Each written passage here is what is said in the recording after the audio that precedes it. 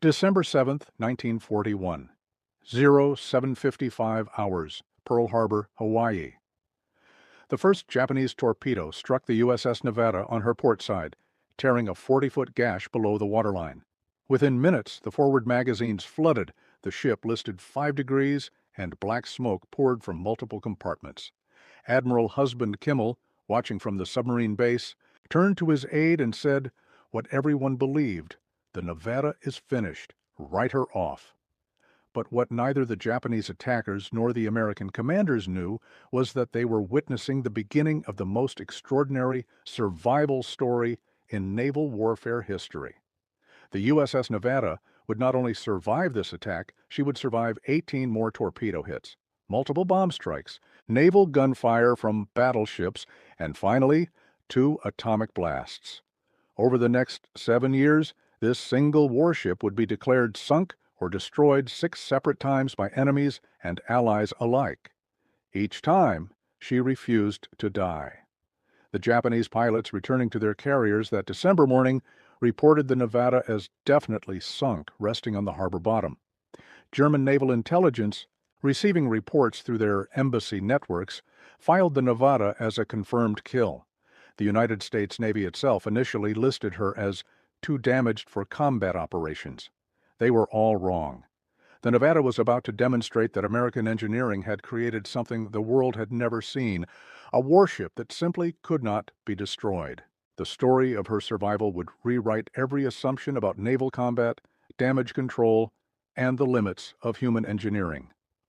At 0800 hours on December 7th, 1941, as the Nevada settled deeper into the harbor water, her damage control teams were already proving that reports of her death were greatly exaggerated.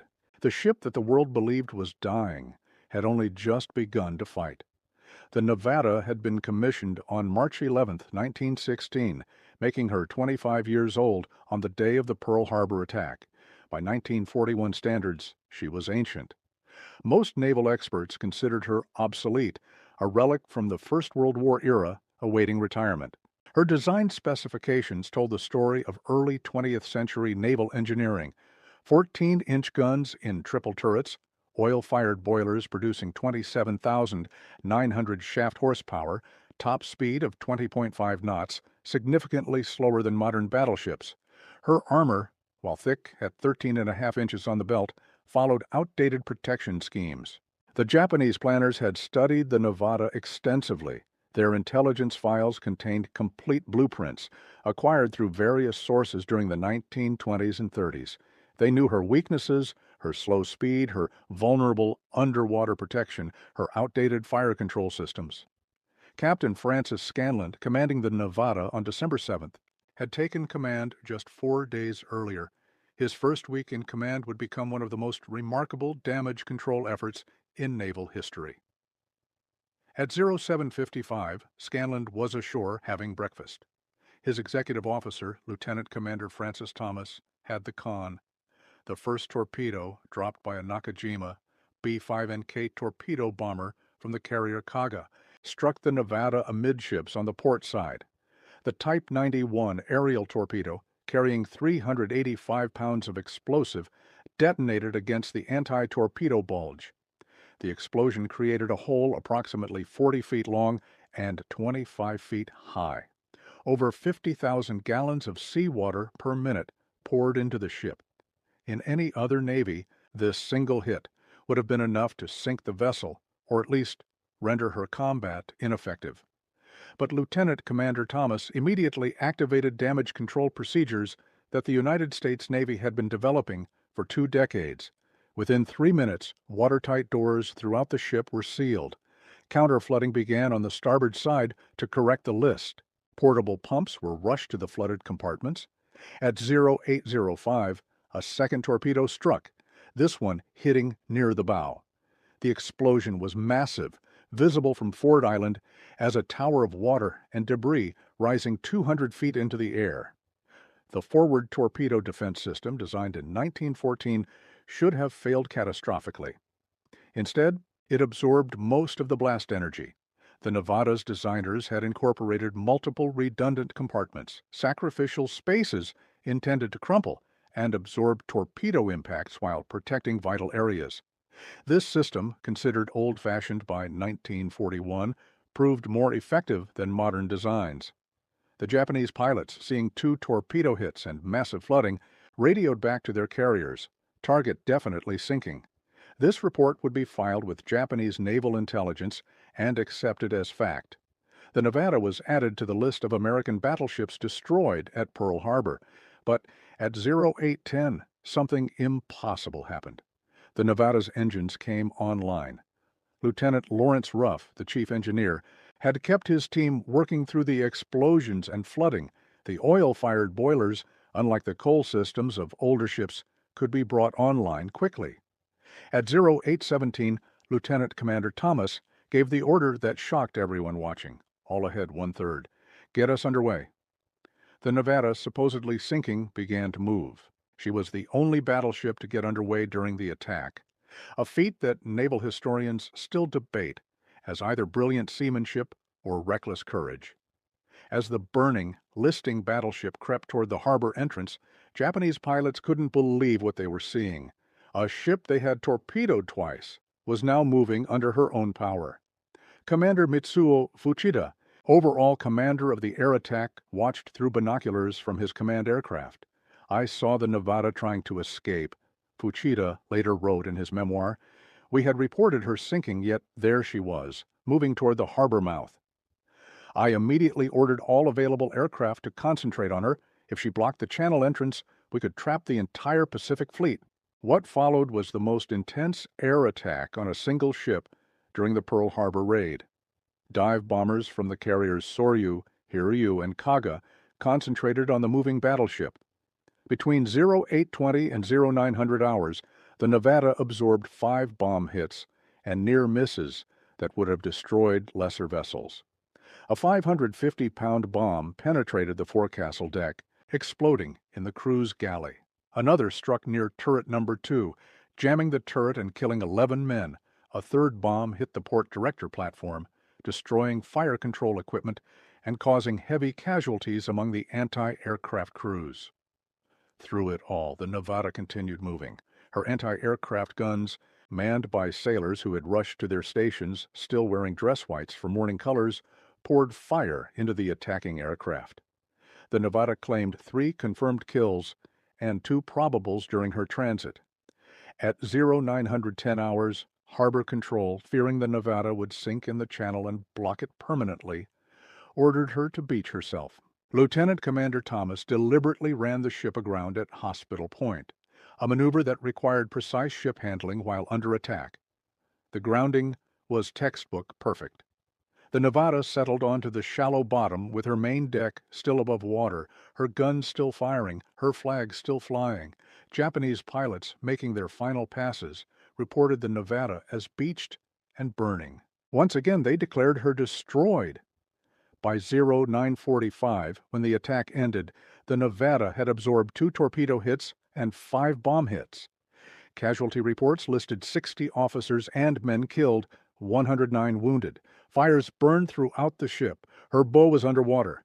Her superstructure was a tangled wreck of twisted steel. Admiral Husband Kimmel, surveying the damage that afternoon, turned to his staff. "The Nevada fought magnificently, but she is finished. It will take a year to refloat her, if we can do it at all. 2 years to repair, if we have the resources. She will not see combat again in this war." The Nevada was officially listed as heavily damaged, combat ineffective, probable constructive total loss. The Japanese marked her as destroyed in their records. German naval intelligence, monitoring American radio traffic, reported to Berlin that the Nevada was one of 8 battleships permanently removed from the Pacific Fleet. What none of them knew was that American damage control had only just begun. The Nevada's survival at Pearl Harbor was just the first chapter. What happened next would redefine the limits of naval engineering and human determination. December 8, 1941, 0600 hours. As dawn broke over Pearl Harbor, damage control parties were already swarming over the Nevada. The ship that everyone believed was finished was about to demonstrate American industrial determination. Commander Francis Thomas, who had stayed aboard throughout the night, submitted his preliminary damage assessment.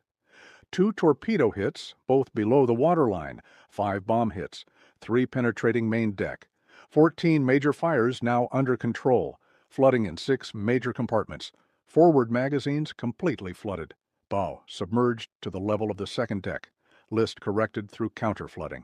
The assessment concluded with Thomas's professional opinion: vessel salvageable with extensive effort, combat capability restorable pending shipyard availability.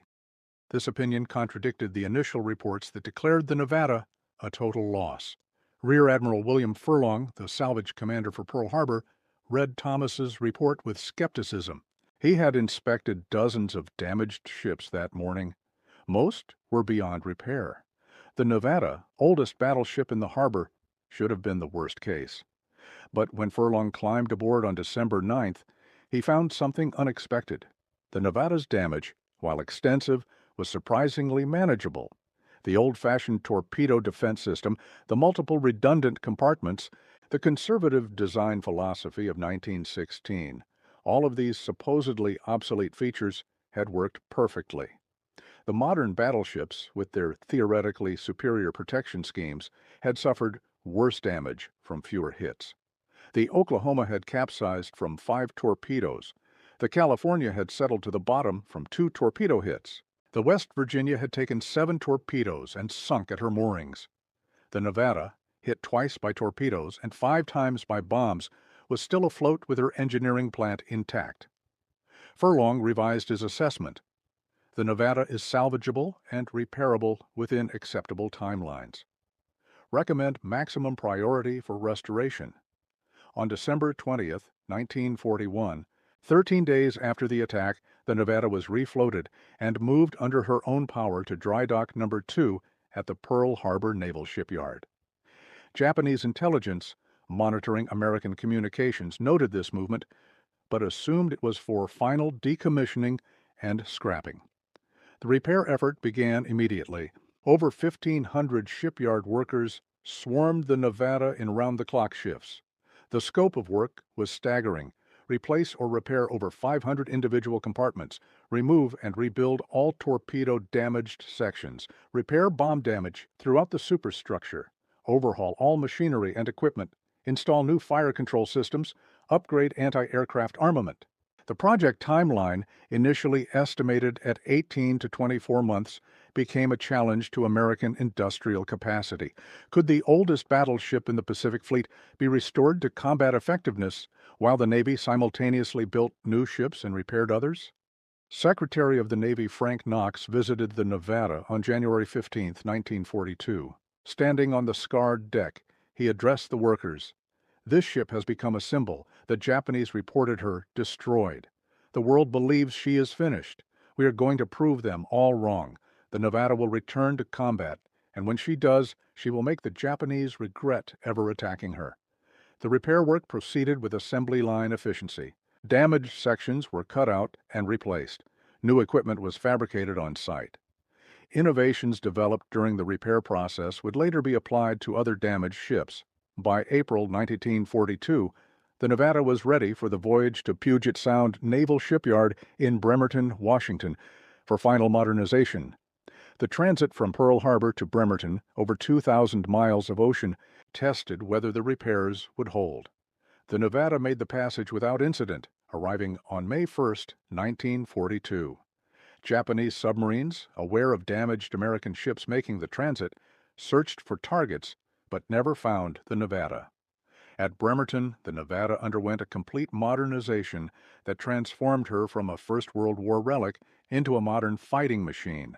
The work lasted 10 months, from May 1942 to February 1943.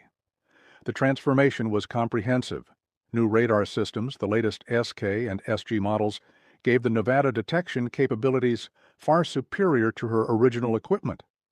Anti-aircraft armament was completely redesigned, removing outdated weapons and installing 40mm and 20mm guns in unprecedented numbers. Fire control systems were upgraded to the latest Mark 37 director system, Communications equipment was entirely replaced with modern systems. Crew accommodations were improved to support longer deployments. The cost of repairs and modernization totaled $9.7 million, approximately $160 million in today's currency. Critics questioned spending such sums on an old ship when new vessels could be built. But the Nevada's return to service demonstrated something crucial about American industrial capacity. While building new ships, America could simultaneously rebuild old ones. While designing next-generation weapons, America could upgrade existing platforms. The industrial base was deep enough, the workforce large enough, the resources abundant enough to do everything simultaneously. On February 12, 1943, the USS Nevada departed Bremerton for sea trials. The ship that had been declared destroyed at Pearl Harbor 14 months earlier was now faster, more powerful, and more capable than she had been on December 7, 1941. If you're enjoying this incredible story of American engineering and determination, make sure to subscribe to our channel and hit the notification bell. We bring you the most remarkable untold stories from World War II history that you won't find anywhere else. Now, back to the Nevada's return to combat. The Nevada's return to the Pacific Fleet was kept secret. The Japanese still believed she had been destroyed or was permanently out of action. American intelligence wanted to maintain that deception as long as possible. The reveal would come in combat, and it would shock the Japanese command. May 1943. The Nevada joined Task Force 51 for operations in the Aleutian Islands. Her first combat action since Pearl Harbor came during the bombardment of Attu Island, where Japanese forces had occupied American territory. On May 11, 1943, the Nevada opened fire on Japanese positions with her 14-inch guns. The shells, each weighing 1,500 pounds, devastated Japanese fortifications. Over 3 days, the Nevada fired 421 14-inch shells and over 4,000 5-inch shells. Japanese commanders on Attu, monitoring American radio traffic, identified the Nevada by her call sign. The reports filtering back to Tokyo caused confusion. The Nevada had been confirmed destroyed at Pearl Harbor. How could she be bombarding Attu? Initial reports were dismissed as American deception. But when the Nevada appeared in action, photographs published in American newspapers, Japanese intelligence had to revise their assessment. The battleship they had declared sunk had returned from the dead. It was the first indication that American damage control capabilities far exceeded Japanese understanding. June 1943. The Nevada participated in the bombardment of Kiska Island, firing over 300 shells against Japanese positions. Once again, her presence was noted and reported to Tokyo. The psychological impact on Japanese commanders was significant. If the Nevada could survive Pearl Harbor and return to action, what other supposedly destroyed American ships were still operational? But the Nevada's greatest test was yet to come. In October 1943, she was transferred to the Atlantic Fleet for the most ambitious amphibious operation in history. Operation Overlord. The invasion of Normandy. The Nevada's assignment for D-Day demonstrated how thoroughly she had been restored. She would serve as flagship for Fire Support Group, providing naval gunfire support for Utah Beach. This role required split-second timing, precise navigation, and the ability to fire thousands of rounds with accuracy. June 6, 1944. 0530 hours. English Channel, off the Normandy coast. The Nevada, now carrying the flag of Rear Admiral Morton Dio, took her position 3,000 yards off Utah Beach. Her 14-inch guns were loaded and ready. At 0550, the Nevada opened fire on German coastal batteries. The bombardment was devastating. Her modern fire control systems, installed during the Bremerton modernization, allowed accuracy that her 1916 designers never imagined possible. German positions that had withstood preliminary air attacks were obliterated by the Nevada's 14-inch shells. Throughout D-Day, the Nevada fired 337 rounds of 14-inch ammunition and over 2,000 rounds of 5-inch. German return fire struck the ship 11 times, but caused minimal damage. The old battleship's heavy armor, considered obsolete in 1941, proved more than adequate against coastal guns. German military intelligence, monitoring the battle, identified the Nevada through radio intercepts. Their records showed the Nevada as severely damaged at Pearl Harbor and likely scrapped or relegated to training duties. Her presence at Normandy, providing crucial fire support, indicated that American industrial capacity exceeded all German estimates. Admiral Friedrich Ruge, Rommel's naval advisor, noted in his war diary. The appearance of the Nevada, a ship believed destroyed in 1941, demonstrates American industrial resilience beyond our comprehension. If they can restore such damaged ships to combat effectiveness while simultaneously building new vessels, the material balance is even worse than we calculated. After Normandy, the Nevada participated in Operation Dragoon, the invasion of southern France, in August 1944. She bombarded German positions along the French Riviera, firing over 500 14-inch shells. German coastal batteries returned fire, hitting the Nevada 27 times. None of the hits caused significant damage. The Nevada then returned to the Pacific for the final campaigns against Japan. In March 1945, she provided fire support for the invasion of Iwo Jima, firing over 800 shells. In April and May, she supported the Okinawa campaign, firing over 5,000 shells during the longest continuous bombardment mission of the war. At Okinawa, the Nevada faced her greatest test since Pearl Harbor. Japanese kamikaze aircraft, desperate to stop the American advance, targeted Allied ships with suicidal attacks. On March 27, 1945, a kamikaze struck the Nevada's starboard side, penetrating the main deck and exploding in crew's quarters. The explosion killed 11 sailors and wounded 49. Fires broke out throughout the damaged section. Once again, damage control teams fought to save the ship. The Nevada remained on station, continuing her fire support mission while controlling the damage. The Japanese kamikaze pilot's commander had selected the Nevada specifically because she was identified as a major unit. The pilot was told he was attacking a priority target. When post-attack reconnaissance showed the Nevada still firing, still operational, Japanese command realized once again that American damage control exceeded their capabilities. By August 1945, when Japan surrendered, the Nevada had been hit by 2 torpedoes, 5 bombs, 1 kamikaze, and multiple artillery shells from coastal batteries. She had fired more ammunition than any other American battleship. She had participated in more amphibious assaults than any other capital ship. She had been declared destroyed or finished 6 separate times by various intelligence services. Yet, she was still afloat, still operational, still ready for combat. But the Nevada's story was not over. The final test of her remarkable durability would come not from enemy weapons, but from American ones. July 1946. Bikini Atoll, Marshall Islands. The United States military prepared for Operation Crossroads, the first test of atomic weapons against naval vessels.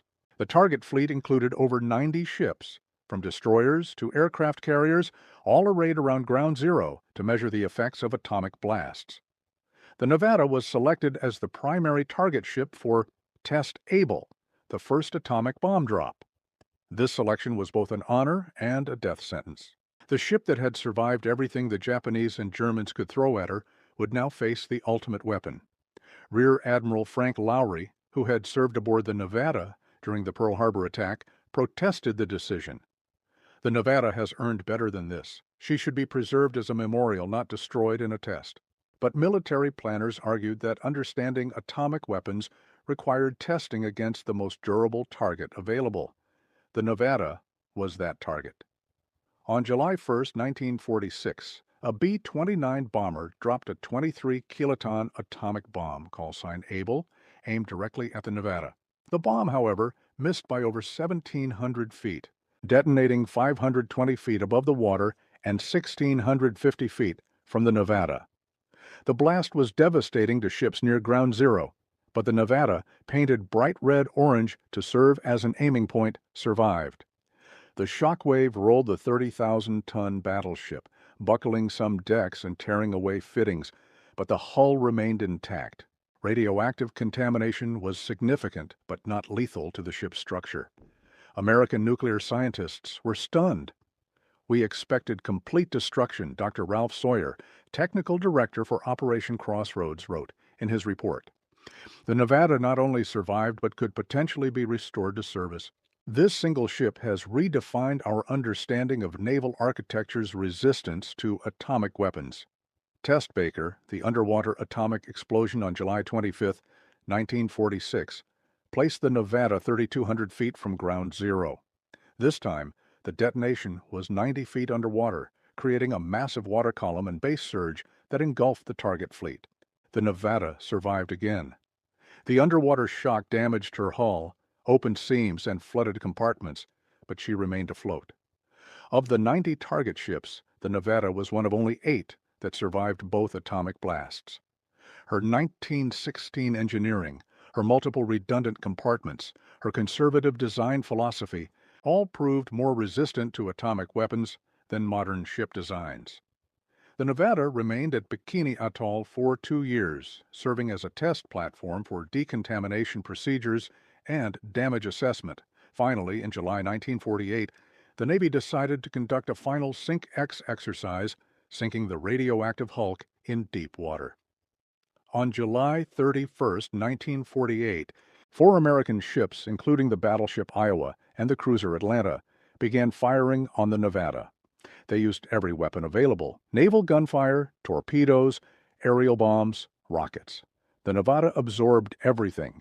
16-inch shells from the Iowa struck the Nevada at close range. Mark 14 torpedoes, the same type used by American submarines throughout the war, slammed into her hull. Aircraft dropped 2,000-pound bombs. Still, the Nevada remained afloat. After 2 days of continuous bombardment, the Nevada had absorbed an estimated 15 additional torpedo hits and dozens of large-caliber shells.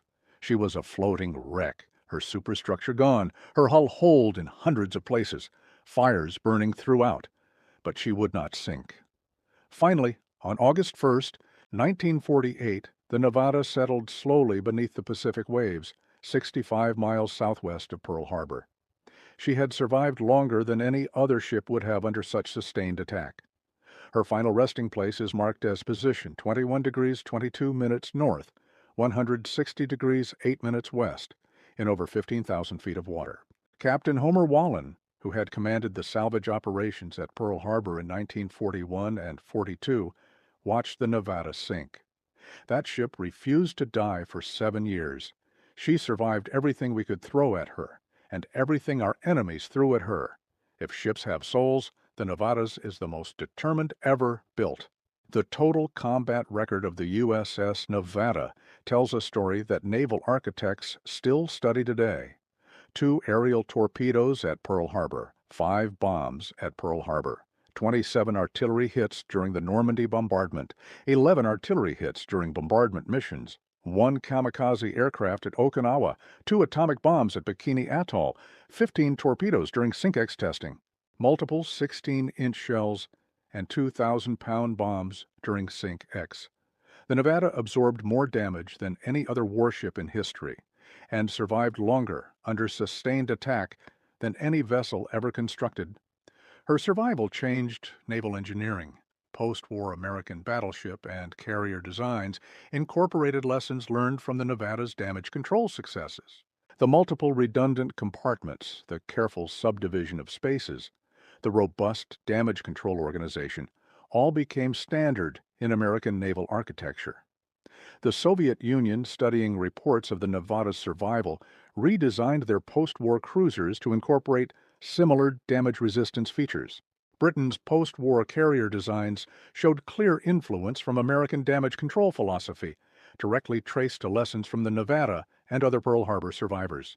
The Nevada's crew, across 7 years of combat and testing, numbered over 10,000 men. 107 were killed in action, 233 wounded. Every man who served aboard came away with the same impression: a ship with a soul that refused to quit.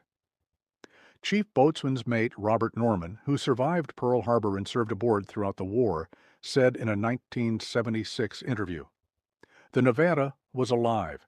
I know that sounds crazy, but everyone who served on her felt it, no matter what happened. she found a way to survive.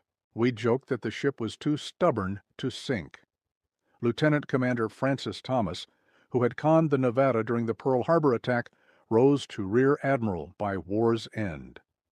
In his retirement speech in 1955, he spoke about his first day in command. December 7, 1941, was supposed to be my last day aboard the Nevada. I was scheduled to transfer. Instead, I spent 4 years with her. She taught me that proper damage control, good design, and a determined crew can overcome anything. The Nevada didn't survive because of luck. She survived because she was built right and fought right. The lessons from the Nevada's survival influenced American naval policy for decades. During the Cold War, the Navy maintained extensive damage control schools teaching techniques developed aboard the Nevada. Modern American warships carry damage control equipment and procedures directly descended from Pearl Harbor innovations. The compartmentalization philosophy that saved the Nevada became standard on every American vessel. The psychological impact of the Nevada's survival extended beyond technical lessons.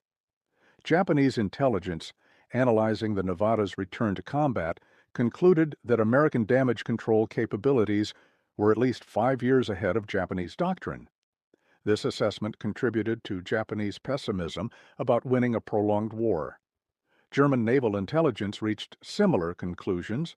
Admiral Karl Dönitz, commander of the U-boat fleet, noted in his war diary that American ships displayed shocking resilience compared to British vessels. The Nevada specifically was cited as an example of superior damage control organization. The Nevada story resonates because it represents American industrial and military culture at its best. When attacked, the response wasn't despair but determination. When damaged, the response wasn't abandonment but repair. When declared finished, the response was to prove everyone wrong. Modern naval historians consider the Nevada's survival the greatest damage control achievement in naval history. Dr. Norman Friedman, in his definitive work on American battleships, wrote, "The Nevada's survival from Pearl Harbor through atomic testing represents the triumph of good basic design, excellent damage control, and sheer determination. No other ship in any navy could have survived what the Nevada endured. The Nevada was awarded 7 battle stars for her World War II service, one of the most decorated American battleships. She participated in operations across 2 oceans, fired more shells than any other battleship, survived more damage than any other ship, and served longer under combat conditions than most vessels commissioned during her era. If you haven't already subscribed to our channel, do it now. We dive deep into the incredible untold stories from World War II that showcase the ingenuity, courage, and determination that changed history. Hit that subscribe button and join our community of history enthusiasts. The Nevada's legacy lives on in modern American warships. Every damage control evolution, every watertight door drill, every training session on firefighting and flooding control traces back to lessons learned aboard the Nevada and her Pearl Harbor sisters. The doctrine of aggressive damage control, of never giving up the ship, became foundational to American naval culture. When modern naval architects design warships, they study the Nevada's drawings. The multiple redundant systems, the careful compartmentalization, the robust structural design all continue to influence current ship design. The Arleigh Burke-class destroyers, commissioned decades after the Nevada's sinking, incorporate damage control philosophy developed aboard her. The Nevada's story also serves as a reminder of the importance of institutional knowledge and training. The damage control teams who saved her at Pearl Harbor had trained for years on procedures developed after careful analysis of naval disasters. When the crisis came, they didn't panic. They executed their training. This emphasis on realistic, demanding training became a hallmark of American naval preparation. Damage control training today is more rigorous, more realistic, and more comprehensive than in any other navy, a direct result of lessons learned from December 7, 1941. The final chapter of the Nevada's story is being written even now. In recent years, efforts have been made to locate and document the Nevada's wreck site in deep Pacific waters. Advanced underwater vehicles have surveyed the debris field. mapping the final resting place of the ship that refused to die. Marine archaeologists hope to eventually place the Nevada's wreck site under protection as a war grave and historical monument. The ship that survived everything deserves recognition and respect in her final rest. Efforts are also underway to recover artifacts from the Nevada for museum display, ensuring future generations can connect with this remarkable vessel's story. The Nevada's bell, removed before the final sinking, is displayed at the Nevada State Museum in Carson City. It serves as a tangible connection to the ship's history, a reminder of her service and sacrifice. Every year on December 7th, Pearl Harbor survivors gather, and many still tell stories of the Nevada's miraculous escape. In the pantheon of legendary warships, the USS Nevada holds a unique place.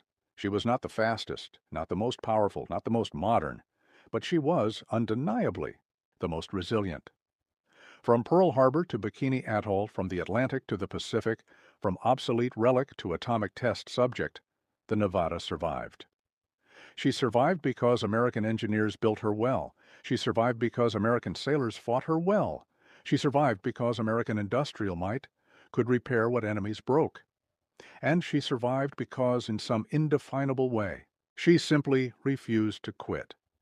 The Japanese pilots who torpedoed her at Pearl Harbor, the German gunners who shelled her at Normandy, the kamikaze pilot who struck her at Okinawa, and the American nuclear scientists who bombed her at Bikini all shared the same experience. They all believed they had destroyed her. They were all wrong.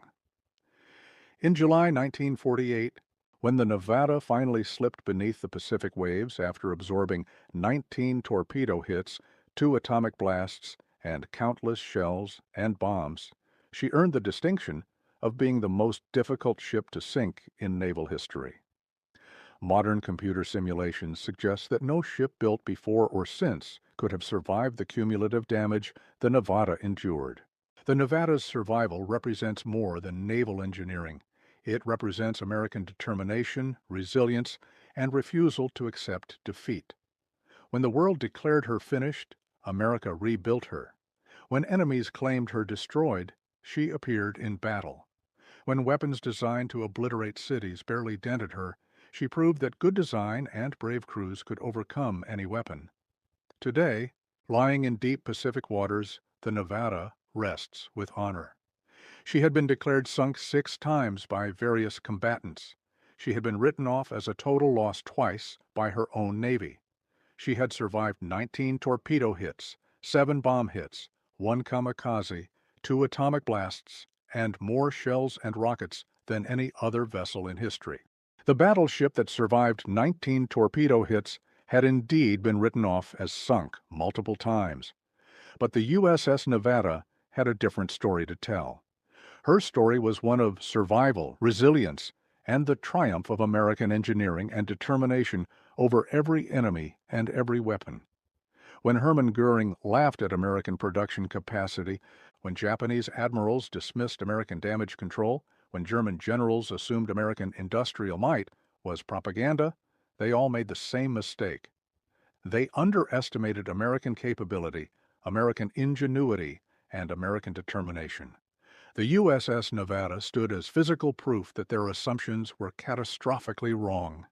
She was a warship that refused to die, that survived what should have destroyed her, and that proved American naval architecture was the finest in the world. The Nevada's story deserves to be remembered not just as a tale of one ship, but as a symbol of American resilience in the face of overwhelming odds. From Pearl Harbor to her final sinking, the Nevada demonstrated that with good design, proper training, and determined crews, even the supposedly impossible becomes achievable. She was written off as sunk, but she refused to accept that verdict. And in refusing, she became legendary. The USS Nevada. Commissioned 1916, declared destroyed 1941, survived 19 torpedo hits, absorbed 2 atomic blasts, finally sunk 1948, never defeated, never surrendered, never forgotten. Her legacy lives on in every American warship that sails today, in every damage control drill, in every watertight door, in every bulkhead designed to save lives and preserve fighting capability.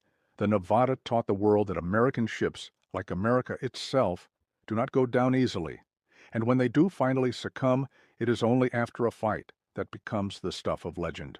The battleship that survived 19 torpedo hits had already been written off as sunk, but she had other plans, and those plans included rewriting the history of naval warfare, one torpedo hit at a time.